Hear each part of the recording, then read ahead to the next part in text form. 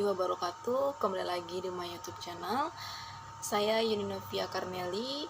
Seperti biasa, pada video kali ini saya akan menjelaskan materi selanjutnya pada mata kuliah manajemen humas, di mana mata kuliah ini diampu oleh dosen saya, yaitu Bapak Dr. Hanif Al-Qadri, SPD MPD. Nah, untuk minggu sebelumnya saya sudah membahas materi untuk pertemuan 11 dan sekarang saya akan melanjutkan untuk pertemuan ke-12, di mana materi ini saya akan membahas tentang bagaimana kode etik dan sumber nilai public relation atau humas, hubungan masyarakat. Nah, terlebih dahulu silakan kepada teman-teman untuk jangan lupa klik tombol like, comment, and subscribe. Dan saya ucapkan terima kasih banyak kepada teman-teman, Bapak atau Ibu yang sudah mensubscribe channel ini. Nah, langsung ke intinya saja. Kita akan membahas bagaimana kode etik dan sumber nilai public relation atau manajemen humas ini. Terlebih dahulu kita harus mengenal apa itu kode etik.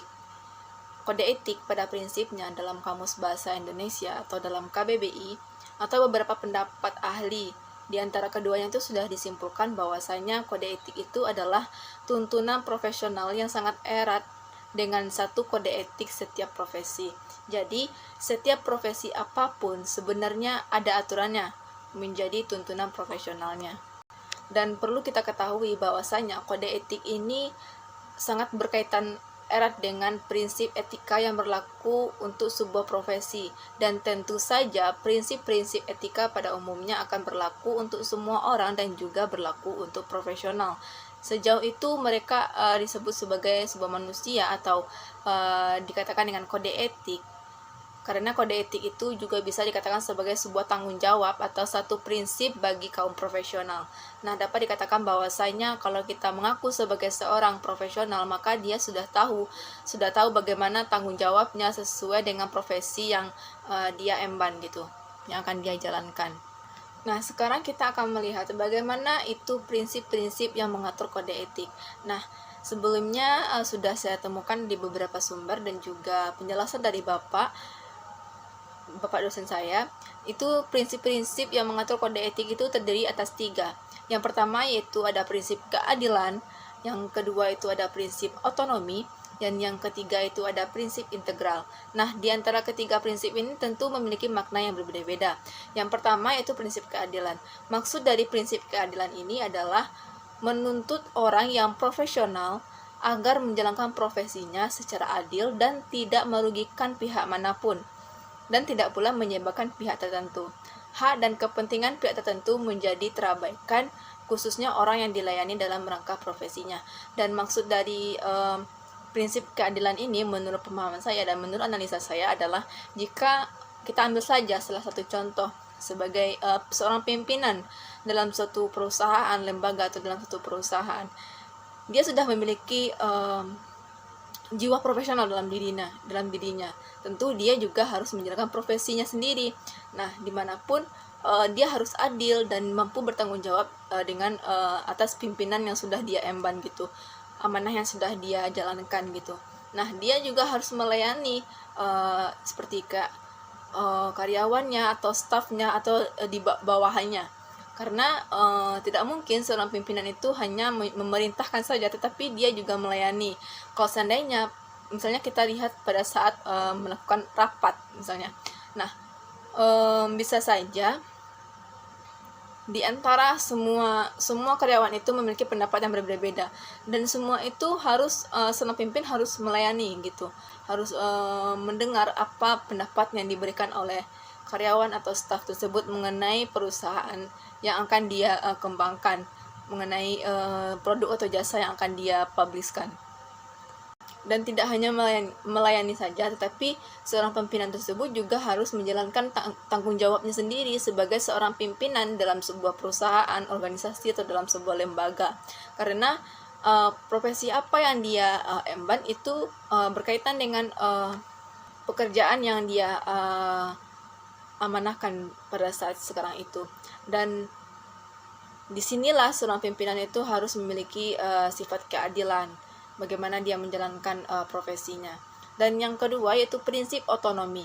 Prinsip otonomi ini lebih dituntut dalam profesional terhadap dunia luar, yang dimana mereka diberikan kebebasan sepenuhnya dalam menjalankan profesinya tersebut. Dan yang ketiga yaitu prinsip integral. Prinsip integral atau prinsip integritas moral. Prinsip ini berdasarkan pada hakikatnya ciri-ciri profesi, maka terlihat jelas bahwasanya orang yang profesional itu adalah orang yang integritas moralnya. Nah, ketika kita sudah memahami bagaimana prinsip-prinsip yang mengatur kode etik, maka sekarang kita akan melihat bagaimana keterkaitan etika dengan citra. Karena bagaimanapun juga, tujuan dari public relation ini adalah menciptakan, membangun, dan mempertahankan, memperbaiki citra lembaga, dan itu juga sangat penting sekali bagi seorang praktisi humas atau hubungan masyarakat atau public relation untuk memahami etika tersebut, karena hal ini juga menyangkut profilnya juga, menyangkut penampilan dalam rangka menciptakan organisasi atau perusahaan. Citra dan penampilan itu dalam kaitannya dengan etika dan nilai-nilai moral itu sebenarnya dan seharusnya itu disadari dan dipermasalahkan sejak lama. Sekarang kita akan melihat ada beberapa ikhtisar etik yang muncul dari IPRA. Sebelumnya kita sudah membahas apa itu IPRA. IPRA itu kepanjangan dari International Public Relation Association. Nah, di IPRA ini ada beberapa ikhtisar yang muncul. Ada terdiri dari 3. Ada 4. Yang pertama itu terkait dengan integritas pribadi. Integritas pribadi dan profesional yang merupakan standar moral yang tingginya dan reputasi yang sehat, berkaitan dengan ketaatan dan pada konstitusi dan juga kode etik dari IPRA itu sendiri atau International Public Relation Association. Dan yang kedua yaitu perilaku kepada klien atau karyawan.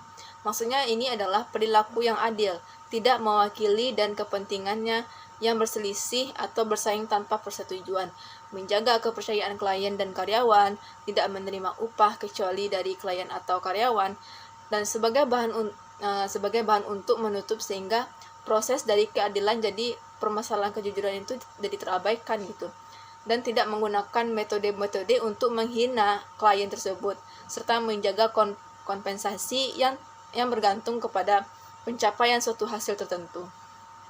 Itu yang kedua. Yang ketiga adalah perilaku terhadap publik dan media. Sebenarnya data ini diatur dan ikhtisarnya tuh diatur juga dalam IPRA, International Public Relation Association. Bagaimana perilaku public relation dalam menghadapi publik dan media.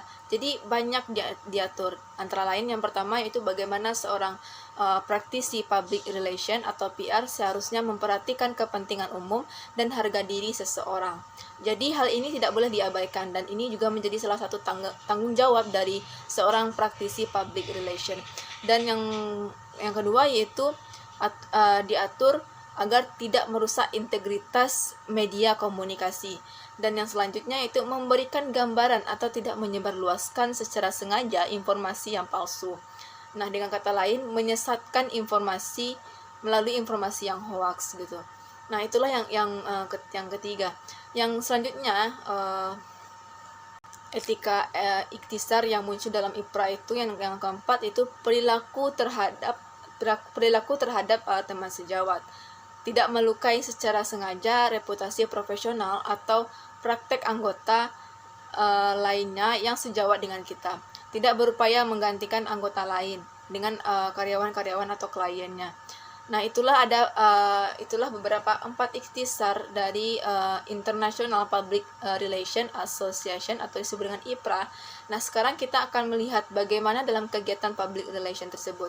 Perlu kita ketahui bahwasanya seorang public relation itu atau humas dari sebuah perusahaan, dalam sebuah organisasi ataupun dalam sebuah lembaga, itu dia harus menguasai bagaimana etika umum baik secara tertulis maupun secara tidak tertulis yang harus dia emban gitu. Nah, sekarang saya sudah menemukan apa saja hal-hal yang perlu dikuasai oleh seorang praktisi public relation dalam sebuah perusahaan, lembaga ataupun dalam sebuah organisasi untuk menguasai etika-etikanya, baik itu secara umum, baik itu secara tertulis maupun secara tidak tertulis. Nah, di sini saya sudah menemukan ada 10. Dan yang pertama itu adalah include communicator of international and external public. Nah, jadi maksudnya adalah jika praktisi public relation itu adalah komunikator yang baik, media komunikasi yang baik antara lembaga dengan publiknya. Nah, kenapa kita katakan hal seperti ini? Memang benar, karena seorang praktisi public relation ini tidak hanya memberikan sebuah informasi, tetapi dia juga seorang praktisi yang menyebarluaskan informasi sesuai dengan fakta data dari lapangan gitu. Jadi seorang praktisi PR ini tidak abal-abalan saja gitu, tidak sembarangan memberikan informasi. Maka dengan begitu seorang praktisi public relation harus menjaga hubungan dari pihak lembaga, perusahaan atau public relation, perusahaan ataupun dalam sebuah lembaga, karena bagaimanapun juga seorang praktisi public relation ini adalah salah satu seseorang yang menyampaikan informasi terkait dengan apa yang dia ketahui kepada kepada semua publiknya atau komunikannya, yang akan dimana orang tersebut akan mendengarkan informasi-informasi yang diberikan oleh seorang praktisi PR tersebut. Maka itu dikatakan yang pertama tadi, yaitu include communicator for internal and external public. Jadi praktisi public relation ini adalah komunikator yang baik, media komunikasi yang baik antara lembaga dan juga publiknya. Dan itu yang pertama. Dan yang kedua adalah seorang PR itu tidak terlepas dari faktor kejujuran. Jadi maksudnya adalah faktor kejujuran atau integrity ini menjadi landasan utama apapun kondisi yang ada, apapun permasalahannya yang muncul, namanya public relation, yang tidak boleh menjual janji hanya untuk memunculkan citra sesaat. Nah, jadi bagaimana ya, seorang public relation ini benar-benar orang yang mengeluarkan informasi yang benar-benar sesuai dengan faktanya, dan informasi yang dia diberikan itu bermanfaat bagi seorang lembaga, perusahaan atau dalam sebuah organisasi. Dan tidak mungkin dia itu menjual sebuah berita yang sangat mencolok sekali sehingga orang tersebut penasaran, publik itu penasaran, sehingga intinya tuh dia menjual janjinya gitu. Tidak semua gitu. Yang intinya kalau seorang praktisi public relation itu adalah seseorang yang memberikan informasi sesuai dengan faktanya gitu. Dia tidak boleh menyebarluaskan informasi atau dikatakan sebagai informasi itu hoax gitu. Jadi seorang praktisi public relation itu dia tuh memiliki jiwa yang sifatnya kejujuran gitu. Nah, itu yang nomor 2. Yang nomor 3 yaitu memberikan kepada bawahan atau karyawan adanya sense of belonging, sense of wanted, sense of responsibility. Nah, untuk perusahaan ketika berkomunikasi dalam sehari-hari dan berinteraksi dengan semuanya, itu yang nomor 3.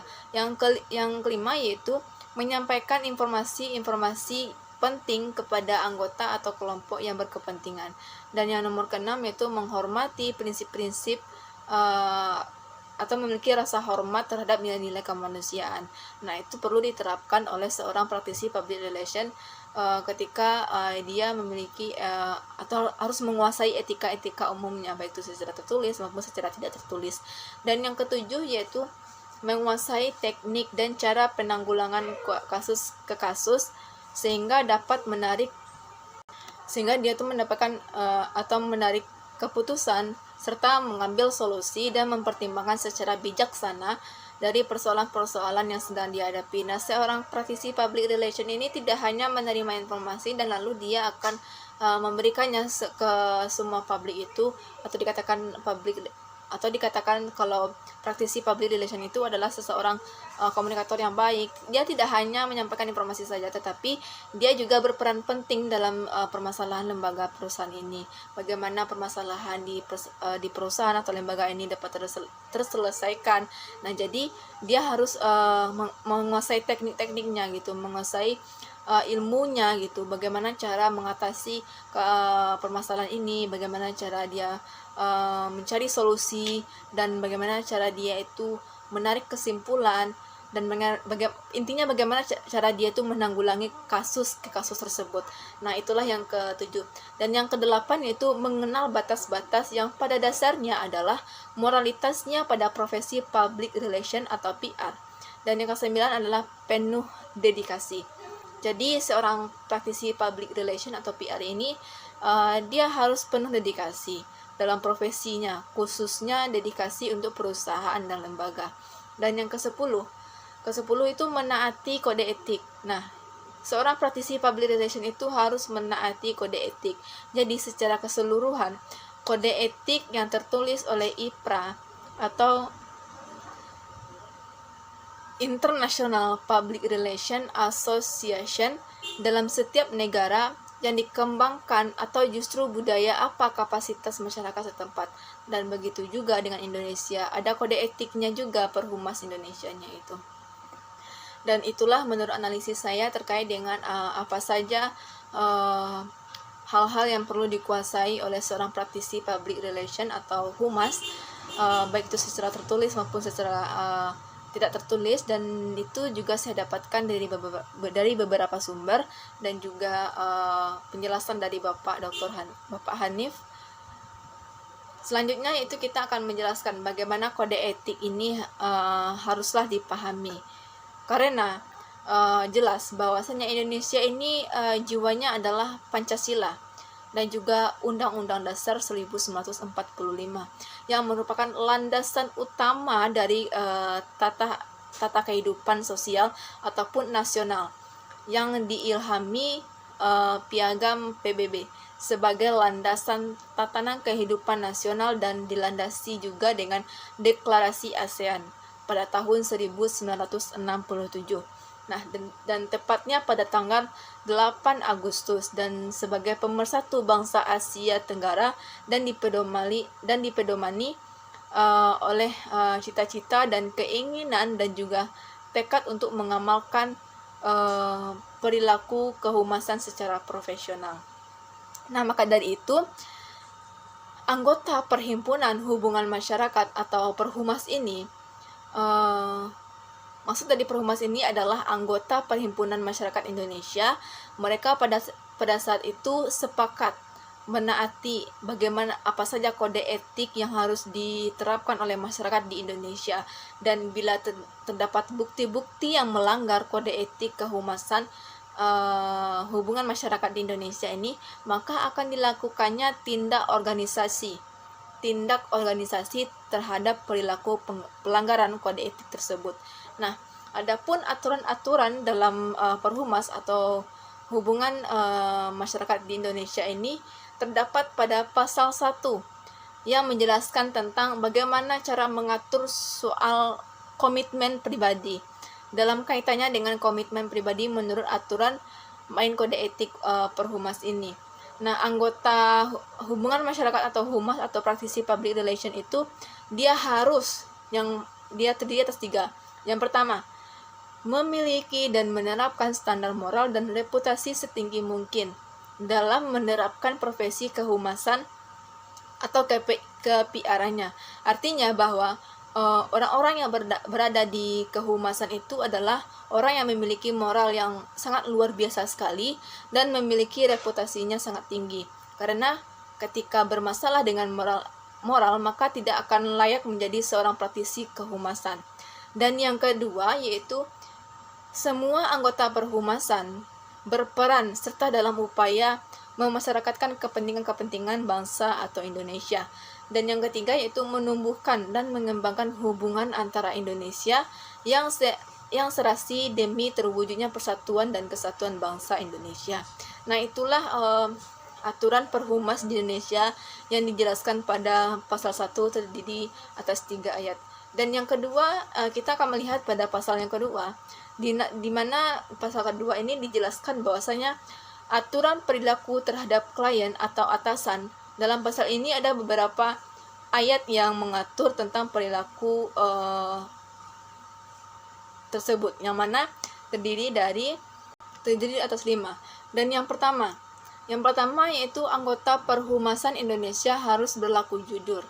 Nah, seperti yang sudah saya jelaskan tadi, bahwasanya public relation itu dia harus menguasai etika-etikanya, baik secara tertulis ataupun secara tidak tertulis. Nah, di sana juga dijelaskan bahwasanya tidak terlepas dari sikap kejujuran. Nah, di sini juga telah dijelaskan pada pasal 2, dijelaskan bahwasanya anggota Perhumas Indonesia harus berlaku jujur dalam hubungan, baik itu dengan klien ataupun dengan atasannya, baik itu dalam sebuah perusahaan, lembaga ataupun dalam sebuah organisasi.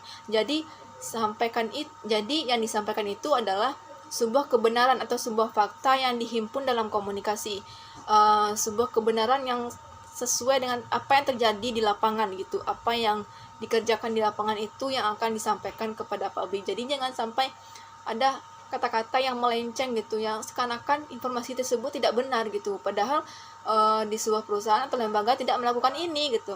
Nah, jadi seorang praktisi public relation itu harus menyampaikan informasi sesuai dengan apa yang dilihatnya gitu. Jadi benar-benar jujur gitu. Nah, ayat yang kedua menjelaskan bahwa tidak mewakili dua atau beberapa kepentingan yang berbeda atau yang bersaing. Dan yang ketiga yaitu bahwa anggota Perhumas harus menjamin kerahasiaan yang diberikan oleh klien atau atasan. Nah, jadi ada rahasia antara mereka gitu.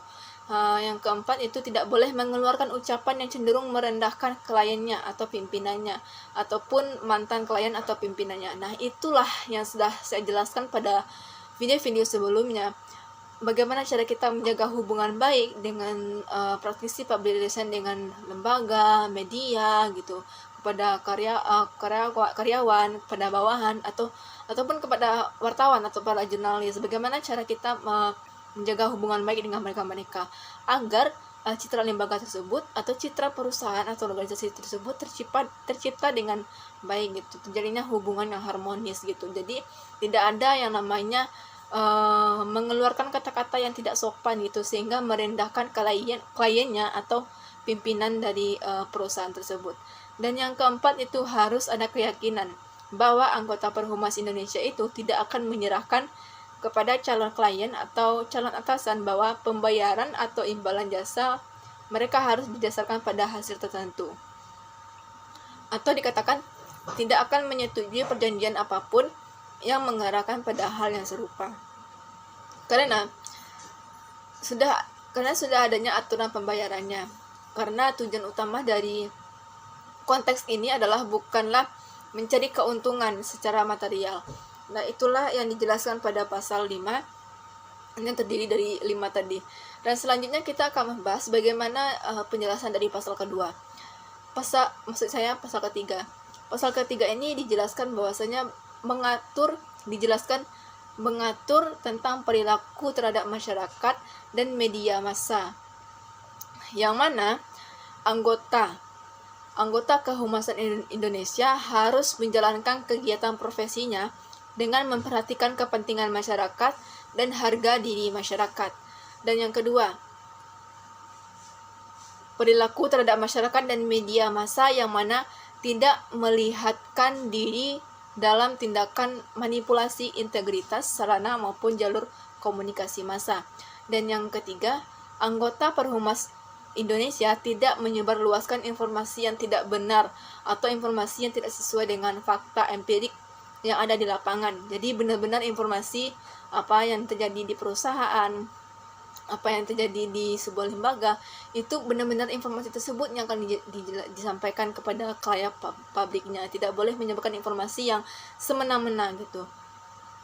Yang keempat itu anggota Perhumas Indonesia harus senantiasa membantu kepentingan masyarakat banyak atau bangsa Indonesia. Nah, itulah yang dijelaskan pada pasal ketiga, lebih mengarah kepada bagaimana mengatur perilaku terhadap masyarakat dan media gitu. Sekarang kita akan melihat pada pasal keempat. Pasal keempat ini dijelaskan bagaimana mengatur soal perilaku terhadap teman sejawat. Nah, tadi sudah kita jelaskan lagi ya. Dalam praktisi kehumasan Indonesia, minimal harus melakukan ada 3. Yang pertama yaitu tidak dengan sengajanya merusak dan mencemarkan nama baik atau perusahaan. Maaf, saya ulangi kembali. Praktisi kehumasan Indonesia minimal harus melakukan ada 3. Yang pertama, tidak dengan sengaja merusak dan mencemarkan nama baik atau reputasi teman sejawatnya.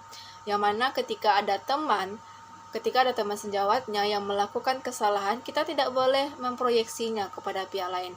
Tetapi harus, jika ingin diluruskan, harus disampaikan kepada Dewan Kehormatan Perhumasan Indonesia.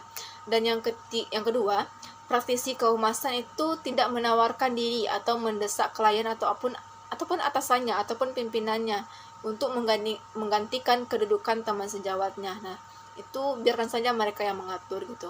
Dan yang ketiga, praktisi kehumasan atau praktisi public relation Indonesia harus membantu kerjasama teman sejawatnya untuk mematuhi bagaimana kode etik kehumasan atau public relation ini harus ada gitu. Baiklah, itulah yang dapat saya sampaikan mengenai analisis saya terkait dengan materi pembahasan kita pada video kali ini, yaitu tentang bagaimana kode etik dan juga sumber nilai public relation atau humas. Jika ada kesalahan, saya mohon maaf. Saya akhiri dari video ini. Jika ada kesalahan, saya mohon maaf. Saya akhiri. Assalamualaikum warahmatullahi wabarakatuh.